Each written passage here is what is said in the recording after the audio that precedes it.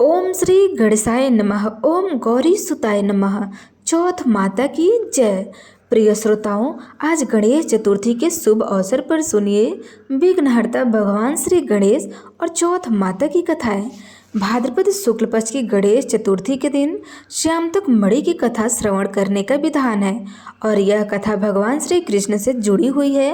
गणेश जी का इस दिन पूजन करने से विद्या बुद्धि की ओर रिद्धि सिद्धि की प्राप्ति होती है, साथ ही विघ्न बाधाओं का भी समूल नाश हो जाता है। तो आइए सुनते हैं ये चौथ माता की कथा। एक नगर में एक बुढ़िया माँ रहती थी। वह अपने बेटे की सलामती के लिए 12 महीने की चौथ माता का व्रत करती थी।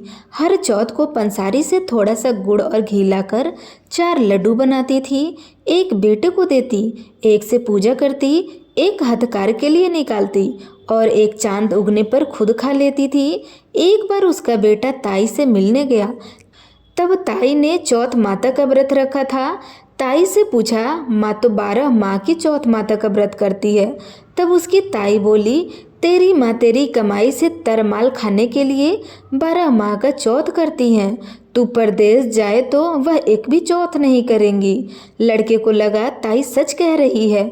लड़का घर आकर माँ से कहा, मैं परदेश जा रहा हूँ, यहाँ तुम मेरी कमाई खाने पीने में ही उड़ा देती हो। माँ ने समझाकर रोकना चाहा, पर बेटा नहीं माना। माँ ने उसे साथ ले जाने के लिए चौथ माता की आंखें दिए और कहा, मुसीबत में ये आंखें तेरी मदद करेंगे। वह आंखें लेकर रवाना हो गया। घूमते हुए एक नगर में पहुंचा। उसने देखा एक बुढ़िया माँ रोती जा रही थी और पुआ बनाते जा रही थी। तब उसने कारण पूछा तो बुढ़िया माँ ने कहा, बेटा, इस नगर की पहाड़ी पर एक दैत्य रहता है। पहले वह नगर में आकर कई लोगों को खाने के लिए मार डालता था।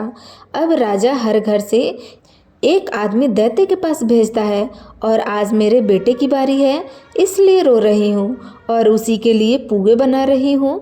तब लड़का बोला, तुम पुए मुझे खिला दो, तेरे बेटे की जगह मैं चला जाता हूँ। बुढ़िया माई ने खीर पुए उसे खिला दिए। वो खीर पुए खा करके सो गया। रात को राजा के सैनिक आए तो बुढ़िया माँ ने उसे भेज दिया। दैत्य के सामने पहुँचने पर उसने चौथ माता के आंखें दैत्य की तरफ फेंक कर कहा, हे चौथ माता, यदि मेरी माई मेरी सलामती के लिए व्रत करती है तो दैत्य का सिर कटकर गिर जाए। तुरंत दैत्य का सिर कटकर गिर गया। लड़का वापस आ गया। राजा ने उसे उपहार देकर विदा कर दिया।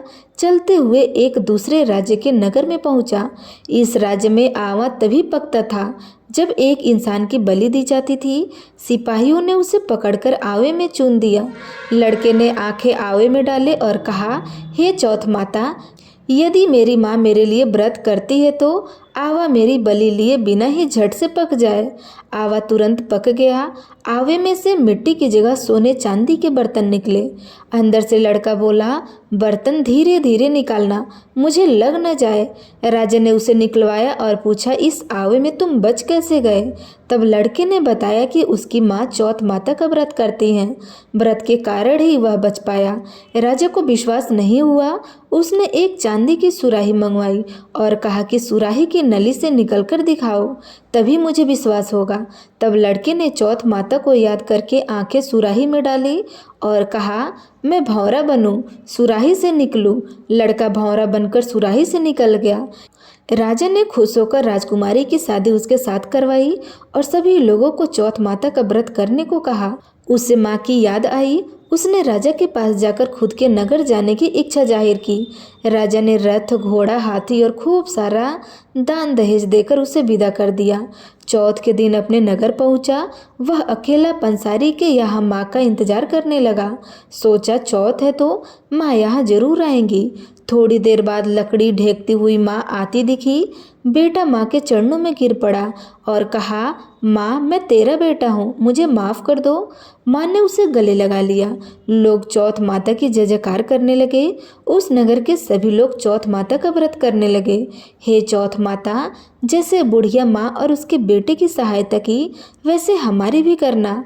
कहानी कहने और सुनने वाले पर अपनी कृपा हमेशा बनाए रखना। तो प्रेम से बोलिए, चौथ माता की जय। तो प्रिय श्रोताओं, आइए श्रवण करते हैं एक समय की बात है कि विष्णु भगवान का विवाह लक्ष्मी जी के साथ निश्चय हो गया। विवाह की तैयारी होने लगी। सभी देवताओं को निमंत्रण भेजे गए, परंतु गणेश जी को निमंत्रण नहीं दिया गया। कारण जो भी रहा हो, अब भगवान विष्णु की बारात जाने का समय आ गया। सभी देवता अपनी पत्नियों के साथ विवाह समारोह में आए। उन सब ने देखा कि गणेश जी कहीं दिखाई नहीं दे रहे हैं। तब वे आपस में चर्चा करने लगे कि क्या गणेश जी को न्योता नहीं दिया गया है या स्वयं गणेश जी नहीं आए हैं। सभी को इस बात पर आश्चर्य होने लगा। तभी सबने विचार किया कि विष्णु भगवान से ही इसका कारण पूछा जाए। विष्णु भगवान से पूछने पर उन्होंने कहा कि हमने गणेश जी के पिता भोलेनाथ महादेव को न्योता भेज दिया है। यदि गणेश जी अपने पिता के साथ आना चाहते हैं तो आ सकते हैं, अलग से न्योता देने की कोई आवश्यकता नहीं थी। दूसरी बात यह है कि उनको 1.25 मन मूंग, 1.25 मन चावल, 1.25 मन घी और 1.25 मन लड्डू का भोजन दिन भर में चाहिए।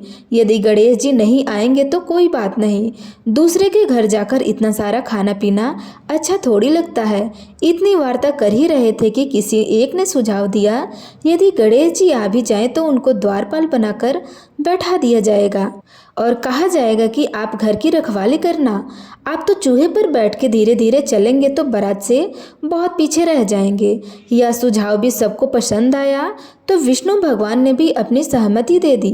होना क्या था कि इतने में गणेश जी वहां आ पहुंचे और उन्हें समझा बुझाकर घर की रखवाली करने के लिए बैठा दिया गया। बारात चल दी। तब नारद जी ने देखा कि गणेश जी तो दरवाजे पर ही बैठे हुए हैं, तो वे गणेश जी के पास गए और रुकने का कारण पूछा। तब गणेश जी कहने लगे कि विष्णु भगवान ने मेरा बहुत अपमान किया है। तब नारद जी ने कहा कि आप अपनी मूषक सेना को आगे भेज दीजिए, तो वो सारा रास्ता खोल देंगी, जिससे उनके वाहन धरती में धंस जाएंगे। तब सबको सम्मान पूर्वक बुलाना ही पड़ेगा। अब तो गणेश जी ने अपनी मूषक सेना जल्दी से आगे भेज दी और सेना ने जमीन खोद दी। जब बारात वहां से निकली तो रथों के पहिए धरती में धंस गए। लाख कोशिश करने के बावजूद परंतु पहिए नहीं निकले।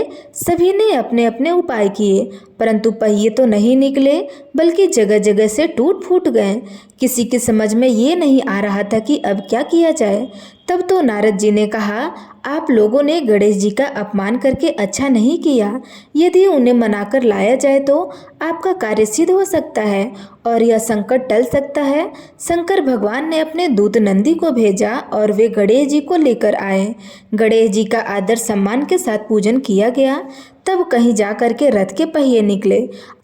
अब रथ के पहिए निकल तो गए, परंतु वे टूट फूट गए थे, तो उन्हें सुधारेगा कौन। पास के खेत में खाती काम कर रहे थे तो उन्हें बुलाया गया। खाती अपना कार्य आरंभ करने से पहले श्री गणेशाय नमः कहकर गणेश जी का वंदना मन ही मन करने लगा। देखते ही देखते खाती ने सभी पहिए को ठीक कर दिया। जब खाती कहने लगा कि हे देवताओं, आपने सर्वप्रथम गणेश जी को नहीं मनाया होगा और ना ही उनकी पूजा की होगी, इसलिए तो आपके साथ यह संकट आया हुआ है। हम तो मूर्ख अज्ञानी हैं, फिर भी पहले गणेश जी को पूजते हैं, उनका ध्यान करते हैं। आप लोग तो देवतागण हैं, फिर भी आप गणेश जी को कैसे भूल गए। अब आप लोग भगवान श्री गणेश जी की जयकारा लगाइए तो आपके सब काम बन जाएंगे और कोई कष्ट भी नहीं आएगा। ऐसा कहते हुए बारात वहां से चल दी और विष्णु भगवान लक्ष्मी जी के साथ विवाह संपन्न करा के सभी सकुशल घर लौट आए। हे गणेश जी महाराज, आपने विष्णु भगवान के जैसे कार्य को सही किया, ऐसे कार्य सबके सिद्ध करना। तो प्रेम से बोलिए श्री गणेश भगवान की जय। प्रिय श्रोताओं, अब आप सुनिए दूसरी कथा। श्री गणेश चतुर्थी के पौराणिक कथा के अनुसार एक बार भगवान शिव तथा माता पार्वती नर्मदा नदी के किनारे बैठे थे। वहां माता पार्वती ने भगवान शिव के समय व्यतीत करने के लिए चौपड़ खेलने को कहा। शिव चौपड़ खेलने के लिए तैयार हो गए, परंतु इस खेल में हार जीत का फैसला कौन करेगा, यह प्रश्न उनके समक्ष उठा। तो भगवान शिव ने कुछ तिनके एकत्रित करके उसका एक पुतला बनाकर उसकी प्राण प्रतिष्ठा कर दी और पुतले से कहा, बेटा, हम चौपड़ खेलना चाहते हैं, परंतु हमारी हार जीत का फैसला करने वाला यहाँ पे कोई नहीं है, इसलिए तुम बताना कि हम दोनों में से कौन हारा और कौन जीता।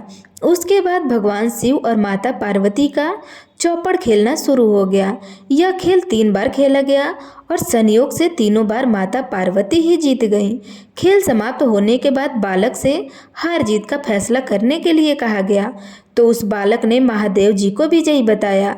यह सुनकर माता पार्वती क्रोधित हो गई और क्रोध में उन्होंने बालक को लंगड़ा होने, कीचड़ में पड़े रहने का श्राप दे दिया। बालक ने माता पार्वती से माफ़ी मांगी और कहा कि यह मुझसे अज्ञानवश ऐसा हुआ है, मैंने किसी द्वेष भाव में आकर ऐसा नहीं किया। बालक द्वारा क्षमा मांगने पर माता ने कहा, यहाँ गणेश पूजन के लिए नाग कन्याएं आएंगी, उनके कहे अनुसार तुम गणेश व्रत करो, ऐसा करने से तुम मुझे प्राप्त करोगे। यह कहकर के माता पार्वती शिव जी के साथ कैलाश पर्वत पर चली गई। 1 वर्ष के बाद उस स्थान पर नाग कन्याएं आई। तब नाग कन्याओं से श्री गणेश के व्रत की विधि मालूम करने पर उस बालक ने 21 दिन लगातार गणेश जी का व्रत किया। बालक की श्रद्धा से गणेश जी प्रसन्न हो गए और उन्होंने बालक को मनोवांछित फल मांगने के लिए कहा। उस पर उस बालक ने कहा, हे विनायक, मुझ में इतनी शक्ति दीजिए कि मैं अपने पैरों से चलकर अपने माता पिता के साथ कैलाश पर्वत पर पहुंच सकूं और वे यह देखकर प्रसन्न हो जाएं।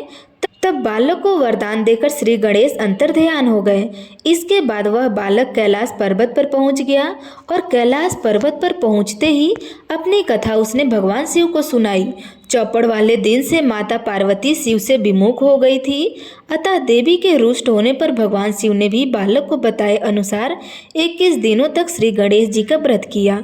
इस व्रत के प्रभाव से माता पार्वती के मन में भगवान शिव के लिए जो नाराजगी थी वह समाप्त हो गई। तब यह व्रत विधि भगवान शंकर ने माता पार्वती को बताई। यह सुनकर माता पार्वती के मन में भी अपने पुत्र कार्तिकेय से मिलने की इच्छा जागृत हुई। तब माता पार्वती ने भी 21 दिन तक श्री गणेश जी का व्रत किया तथा दुर्वा फूल और लड्डुओं से गणेश जी का पूजन अर्चन किया। व्रत के 21वें दिन कार्तिकेय स्वयं माता पार्वती से आ मिले। उस दिन से श्री गणेश चतुर्थी का यह व्रत समस्त मनोकामनाओं की पूर्ति करने वाला व्रत माना जाता है। इस व्रत को करने से मनुष्य के सारे कष्ट दूर होकर मनुष्य को समस्त सुख सुविधाएं प्राप्त होती है। तो प्रेम से बोलिए गणेश भगवान की जय, माता पार्वती की जय। प्रिय श्रोताओं, अब आइए सुनते हैं गणेश चतुर्थी की तीसरी कथा। पौराणिक कथा के अनुसार एक बार देवता कई विपदाओं से घिरे हुए थे।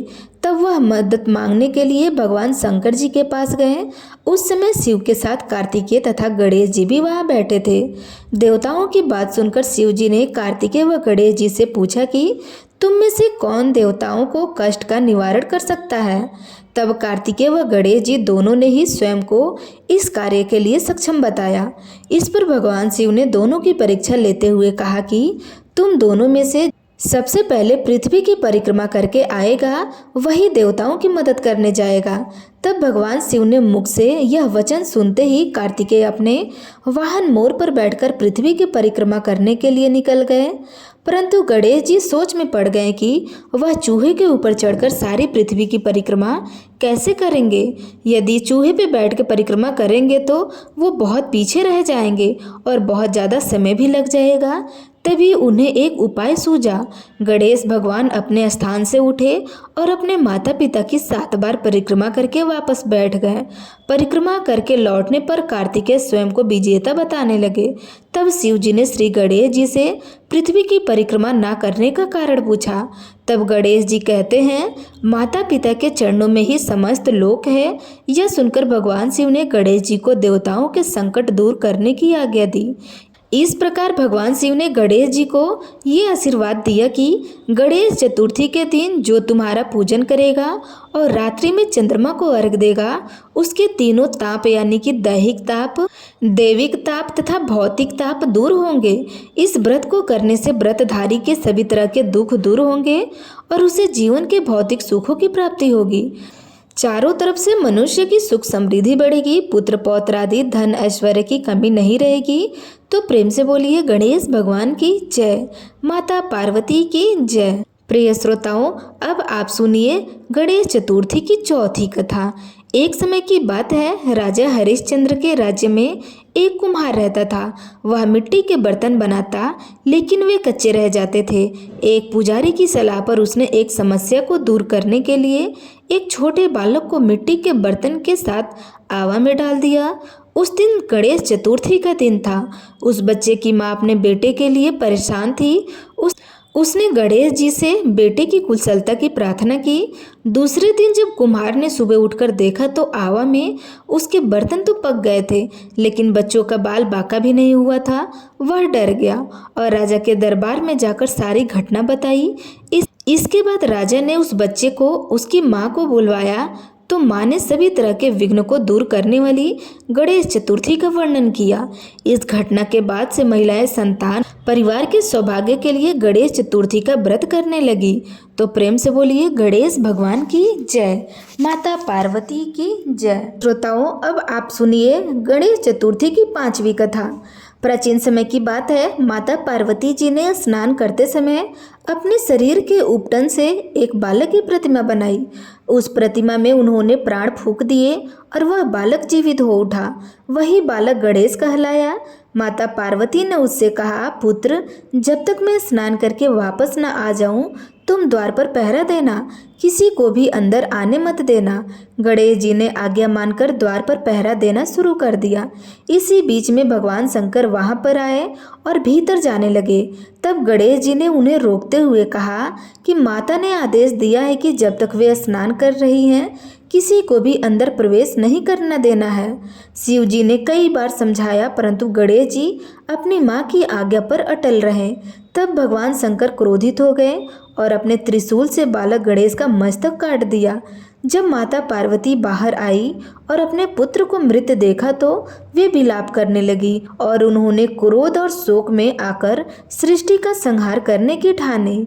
तभी सभी देवता घबराकर भगवान शिव से क्षमा मांगने लगे और माता पार्वती को शांत करने का उपाय सोचने लगे।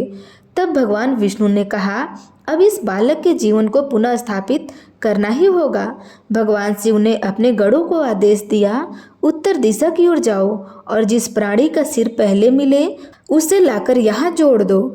उनके गण उत्तर दिशा की ओर गए और उन्हें सबसे पहले एक विशालकाय हाथी का सिर मिला।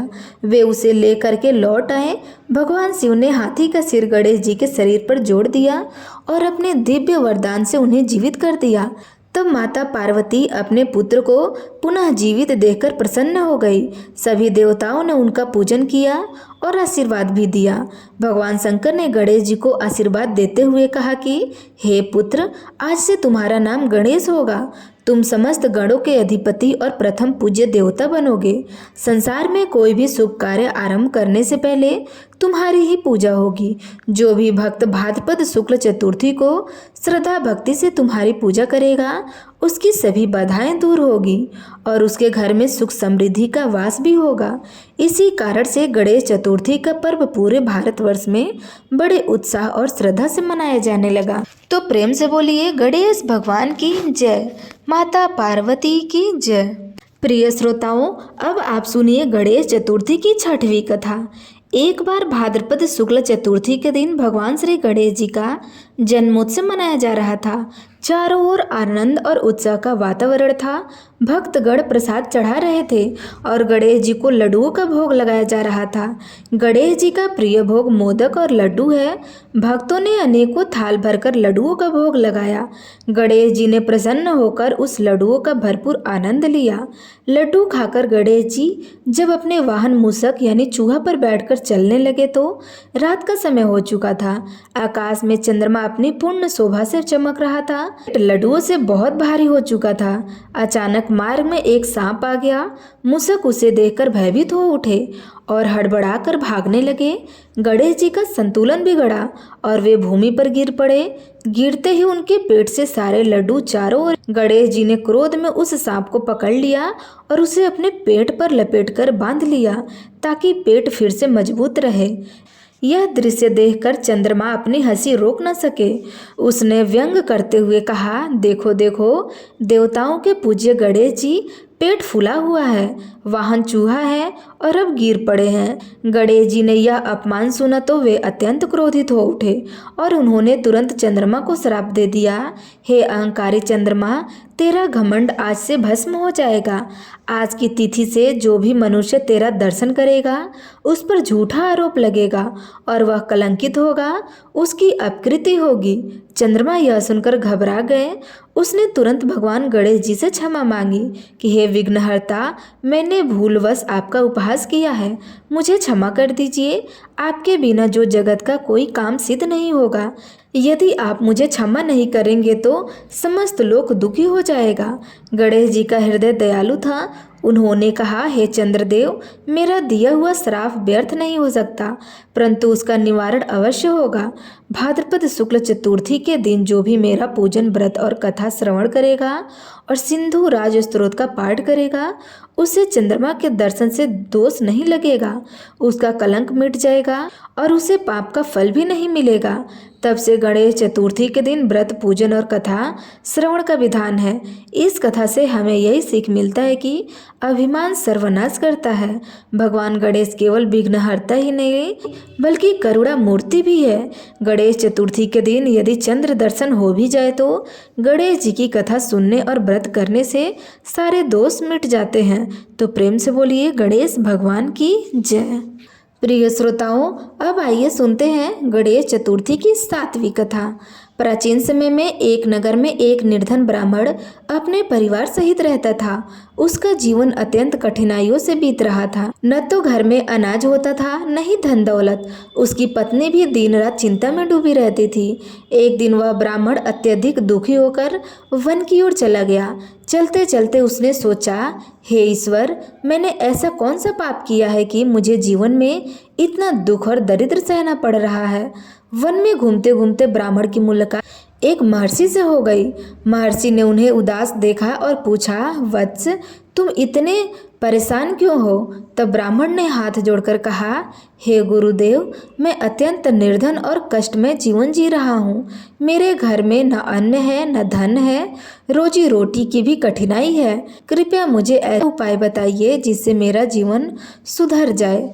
महर्षि ने मुस्कुराते हुए कहा, वत्स, यदि तुम अपने जीवन की दरिद्रता और दुख दूर करना चाहते हो तो भाद्रपद शुक्ल चतुर्थी के दिन भगवान गणेश का व्रत और पूजन करो। सच्चे मन से गणेश जी की आराधना करने से तुम्हारे जीवन के सभी विघ्न दूर हो जाएंगे और घर में सुख समृद्धि का वास भी होगा।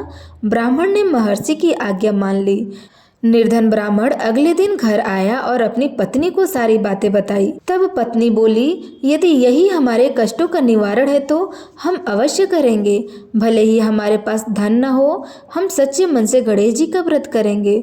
दोनों ने मिलकर भाद्रपद शुक्ल चतुर्थी का व्रत किया।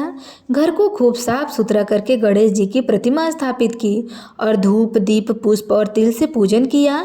यद्यपि उनके पास भोग के लिए बहुत कुछ नहीं था, पर उन्होंने सच्चे मन से गणेश जी को गुड़ और दूर्वा अर्पित की। गणेश जी भक्तों के सच्चे भाव से शीघ्र प्रसन्न हो जाते हैं। ब्राह्मण दंपति की श्रद्धा और भक्ति देखकर गणेश जी अत्यंत प्रसन्न हुए। उसी रात स्वप्न में गणेश जी प्रकट हुए और बोले, वत्स, तुम्हारी भक्ति और निष्ठा से मैं बहुत प्रसन्न हूँ। कल प्रातःकाल तुम नगर के राजा के पास जाओ, वह तुम्हें आदर और सम्मान के साथ बुलाएंगे और उचित दक्षिणा भी देंगे। अगले दिन जब ब्राह्मण राजा के द्वार पहुंचा तो राजा ने उसे देखकर कहा, हे ब्राह्मण देव, आज मेरे मन में अचानक प्रेरणा हुई कि मैं किसी ब्राह्मण को दान करूं। आओ, तुम्हें भरपूर धन, वस्त्र और अन्य दान करता हूं। राजा ने उसे बहुत सारा धन, अनाज, वस्त्र और घर रहने के लिए दे दिया। ब्राह्मण का परिवार दरिद्रता से मुक्त हो गया। अब उनके घर में अन्न धन की कमी नहीं रही। उसने यह सब गणेश जी की कृपा माना। अब वह जीवन भर प्रत्येक गणेश चतुर्थी के दिन व्रत और पूजन करता रहा। गणेश भगवान भक्ति और निष्ठा से शीघ्र प्रसन्न हो जाते हैं। सच्चे मन से किया गया व्रत और पूजन निर्धनता और दुख को दूर करता है। गणेश जी केवल विघ्नहर्ता ही नहीं बल्कि सुख, संपत्ति और समृद्धि देने वाले देवता हैं। इसलिए गणेश चतुर्थी के दिन श्रद्धापूर्वक व्रत और कथा श्रवण करने से जीवन की दरिद्रता, कष्ट और विघ्न दूर हो जाते हैं। तो प्रेम से बोलिए गणेश भगवान की जय। सभी देवी देवताओं की जय।